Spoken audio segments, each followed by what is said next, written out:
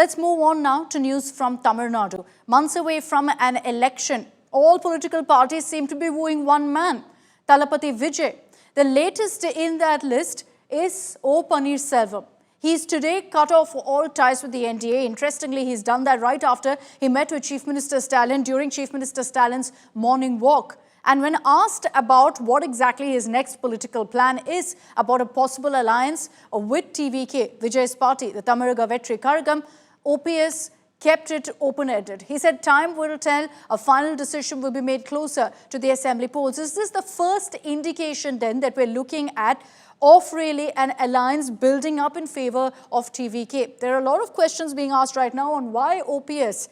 You wouldn't really deem him as an influential figure right now in Tamil Nadu. But having said that, why exactly he took that decision of quitting the NDA and right after meeting with Chief Minister Stalin? But he hasn't ruled out an alliance just yet with the TVK.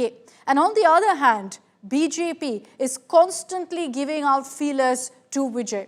The newly appointed Tamil Nadu BJP Vice President Khushboo Sundar, speaking to India Today, has offered to Vijay, saying, come, join hands with us, join the alliance against the DMK. She's called it the anti-DMK bloc that everyone can come together for. This comes after Vijay made it clear previously that there's no question of any sort of alliance and has reiterated just 2 days ago that what we're going to see in 2026, according to him, will be a repeat of 1967, 1977, essentially suggesting that an MGR-like victory awaits him. இரண்டு மிகப்பெரிய தேர்தல்கள் நான் சொல்றது 1967 and 1977 அது மாதிரி 2026 அமைய போகுது.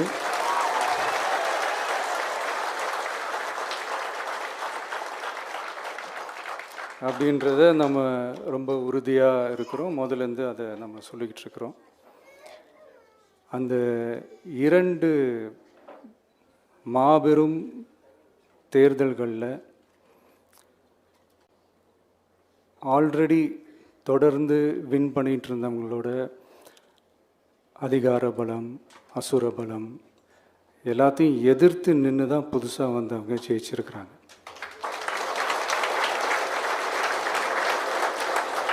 எப்படி ஜெயிச்சாங்க அப்படின்னு பார்க்கும்போது அது சிம்பிள் லாஜிக் தான்.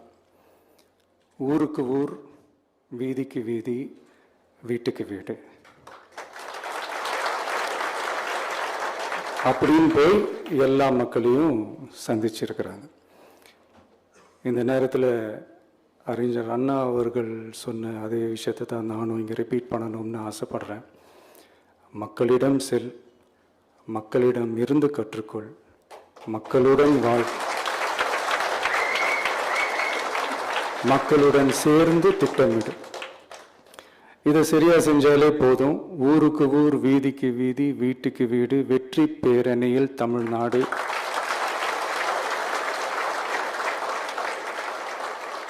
அப்படின்ற அந்த கான்செப்டில் எல்லா குடும்பங்களையும் ஒன்றா சேர்த்து, உறுப்பினர்களாக சேர்த்து நம்மளால் கண்டிப்பாக ஜெயிக்க முடியும். For a long time now, your senior party leaders, be it the high command or be it the state leaders, they've been trying to woo actor Vijay to try and bring in an alliance with TVK and BJP. Given the fact that you've also had a long-standing relationship with him, will you also try and bring actor Vijay in alliance with BJP? Would that be an effort from your end? There's a very simple message to Vijay. Knowing him, I know him, and I always treated him like my younger brother. Yes. See, your idea is to defeat DMK. And when you want to defeat DMK, I think we all need to come together because when you know the wrongdoings, you know the kind of the government failure of DMK in Tamil Nadu, and you have been so vehemently speaking against them and attacking them. So I think it would be a very wise decision if TVK join hands with BJP and AIDMK. Okay, let's bring in Anaga Keshav, who's joining us live from Chennai with the latest updates on this. Anaga, everyone's asking which way TVK will go, who will be their ally. And amid that, it seems like there's a new entrant in O. Paneerselvam. Of course, there's still a lot of speculation on exactly what his political decision or what his political move is going to be. But he's definitely keeping the door open for Vijay. Well, that's right, Akshita. In fact, when he was asked a question today about whether whether he's thinking of joining the TVK party, he said that there is still time for elections and all decisions pertaining to any alliance with any party will be taken closer to the election date. However, he exited the BJP-led NDA after a diplomatic snub that he faced when Prime Minister Modi was here in Tamil Nadu during his visit to Gangaikonda Cholapuram. He had written a letter to Prime Minister requesting for his time, but he was denied a meeting with Prime Minister. Soon after, he rebelled against the NDA, sent out a public criticism against the centre for denying funds to the state under Samagraha Shiksha. And soon after that, today, he held a meeting. This morning, he also met with Chief Minister Stalin. After that, he held a meeting with his supporters, after which a formal announcement was made by his long-term political ally, Pandruti S. Ramachandran, who is also a former minister, saying that the OPS faction will be breaking away from the NDA alliance that's led by BJP. So at this point, he has kept his options open-ended. For now, OPS has not sided with any one political party, but in the future, TVK is very, very much on his cards. Because remember, TVK is also open for an alliance, and so is O. Paneerselvam. So it's quite likely that the two might forge an alliance, but only when we are inching closer to the election date will we really know if these two, tall leaders will really forge an alliance or not. Okay, Anaga, thanks for those details. But let's be clear right now that Vijay, when asked about whether he's for an alliance, has said not really. And here's what we make of that particular decision. Vijay said no question of an alliance. The TVK will go ahead and fight this election on its own. And for now, there's no question of a tie-up. What are the pros and cons of such a decision? The first is, of course, for Vijay going ahead and saying that there's going to be no alliance. It's him saying that we are the alternative to the Dravidian parties. He said no question to the DMK, no to the AIADMK as well for now, because the AIADMK is in a tie-up with the BJP. So he's cementing that position of being an alternative for anyone who's fed up with the current options. But the challenge with that also is that he is a newcomer, an entrant into politics, which has been dominated by two figures who've been there in Tamil Nadu for decades now. So not enough presence on the ground, particularly booth presence, which is what it all comes down to at the end of the day for a political party in an election. But also with Vijay choosing not to be a part of an alliance, one of the biggest factors perhaps that's driven him towards that decision is that there's no place for any confusion over exactly who will be the chief minister. Some reports did suggest that he was in talks with the AIDMK. They were offering him the deputy CM role. He said, nothing doing, I want to be the chief minister. So now there's no question of haggling or bargaining on that. But also another con that we spoke of is that now it's all on him to ensure maximum groundwork, to ensure he reaches all parts of Tamil Nadu. So lack of time for adequate groundwork as well. He also, a pro here that we're talking about with regards to no alliance, is that there's no compromise on his own principles. He can choose what exactly his ideology is, what his stand is on different issues without any sort of compulsions because of an alliance. As far as cons go, it significantly cuts down chances of a win because of the fact that, look, it's Vijay against two Dravidian giants in Tamil Nadu. But what are the options for Thalapathy Vijay? If he was open to an alliance, what really can he consider doing? First, to join the AIDMK-BJP alliance. The messaging has been very clear. The AIADMK, the BJP, both have said our doors are open, constantly, openly invited Vijay, but he said, no, I will not join an alliance that has the BJP. So if he does this, if he chooses to join the AIADMK-BJP, he'll be following what we refer to as the Pawan Kalyan formula, which is what Pawan Kalyan did in Andhra Pradesh. TDP, Janasena, BJP came together, swept the elections in Andhra Pradesh. The second option that Vijay has is to go ahead and join hands with the AIADMK. Remember, he's never criticized the AIADMK. He's always reserved his criticism for the BJP. So ideally, what he seems to be indicating is that he's okay with an alliance with the AIADMK, simply not the BJP. So if he can perhaps succeed in cutting off the AIADMK-BJP alliance, he still has that option of tying up with EPS, with AIADMK.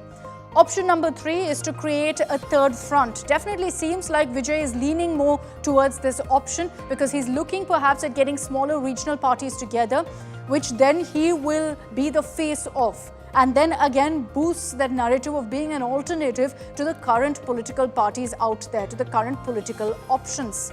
Now, amid all of this, the question that's always asked is who will be dented, affected the most by Vijay's political entry? Constantly fingers are pointed at the Dravida Munnetra Kazhagam. What does the DMK think? Will Vijay be a factor in the upcoming elections? Listen in to DMK MP A Raja. Let him take, but he is not MJR. That is I'm telling. He may take MJR's path, but he is not MJR. That is why he's telling MJR is MLA of DMK, MLC of DMK, then elevated to the treasurer level, third in position, leader, general secretary, third in command. A man third in command with the cinema support, he splitted the party. Yes, I do admit, but you are not MJR.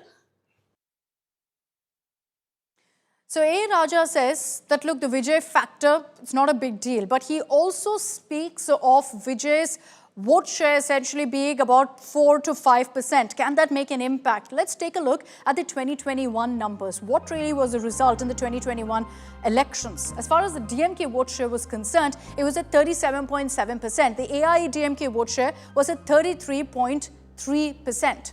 The difference essentially between the two is about 4%. So if Vijay gets that number or more, it could actually prove to be a deciding factor. He could play very, very successfully the role of a vote cutter. If this is the case, 4%, 5% may not seem like much, but in a close election between the DMK and the AIDMK, that will prove to be a huge, huge difference. He could even be the kingmaker. Who knows how really it could turn out. But I'll bring back Anaga on this broadcast for more on this. You look at that particular very interesting number, Anaga, of the vote share of 2021. When you compare what the DMK and AIADMK actually managed to get, the difference in seats, of course, was huge, but in vote share, just about 4%. The DMK says that's what Vijay will get. If that's really the case, it will prove to be a decisive number because in a state like Tamil Nadu, it could go down to the wire.